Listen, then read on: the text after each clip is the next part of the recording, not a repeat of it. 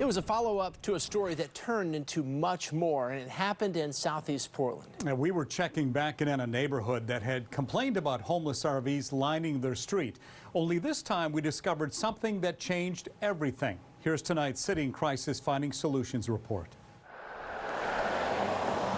Several neighbors told us about him, but we wondered how much was true. When we visited Southeast Clinton Street a few weeks ago, we encountered homeless RVs and other vehicles lining the streets. Neighbors questioned whether the city was doing enough to find them another place to park. They told us about a neighbor who they felt had made things too comfortable for the homeless by encouraging them to stay, and had taken matters into his own hands, deciding which homeless vehicles can park along Clinton and which ones can't. Even this man who lives in an RV on the street is aware of him. The owner of this house, he makes sure that this block is clean. He don't allow trash on the yards. Was there really a neighborhood sheriff, a ruling presence? Obviously, people have had concerns about all the homeless up and down the street. Because they don't know. Meet Kenny Hausman. Yeah, when you pull up with a piece of junk, I don't want you here. If you pull up with a decent trailer that you obviously own, maybe even have put plates on it, I want you here. Hausman tells me he's owned the entire block of property that stretches the length of Clinton Street since 2019. It's the street where the homeless campers park their RVs and other vehicles. He decides who stays and who goes. He doesn't allow late-night parties and no loud generators. If they're those kind of people, then you have to take steps to get them out. And despite neighborhood complaints, he attributes his screening process to keeping the neighbors safer. Thanks to my efforts, their catalytic converters, a few of them are stolen, gas, a few of it's stolen, because you don't want those kind of people that steal catalytic converters and gas.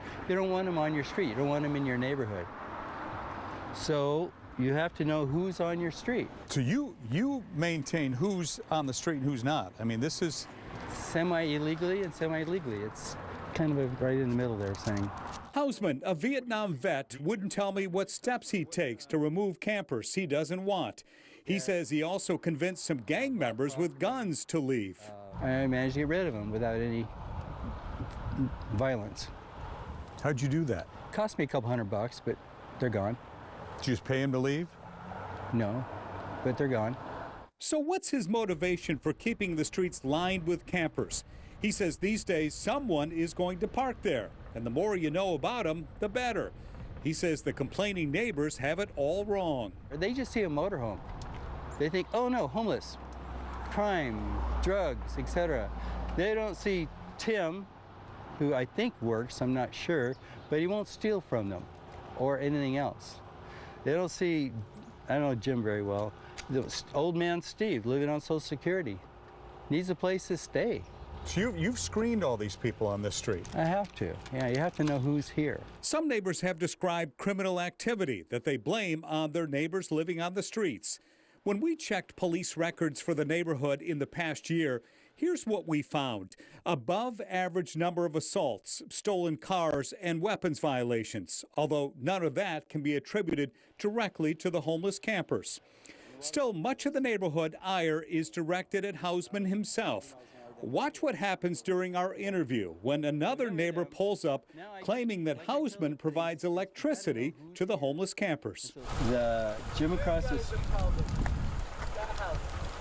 Gives them electric and all that power cord. You're full of Hey, get the hell out of here. Go screw yourself. Go screw yourself. Sit on it. Spin. Have a good time.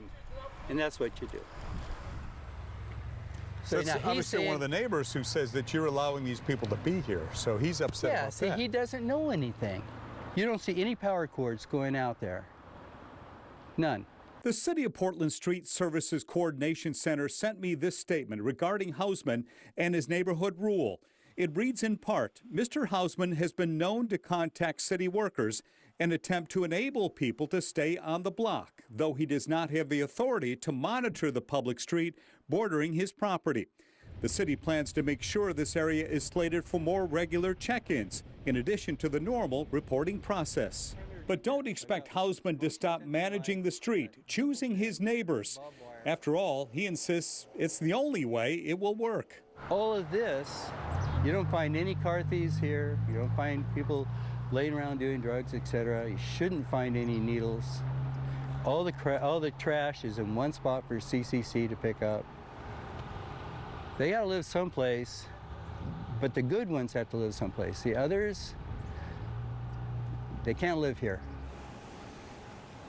One other note we wanted to tell you, the city of Portland tells me that on Tuesday of this week, they tagged the vehicles on Clinton Street for removal. That means they have 10 days to move or they will be towed. They say this has been in the works for a while. We'll keep you posted on what happens next.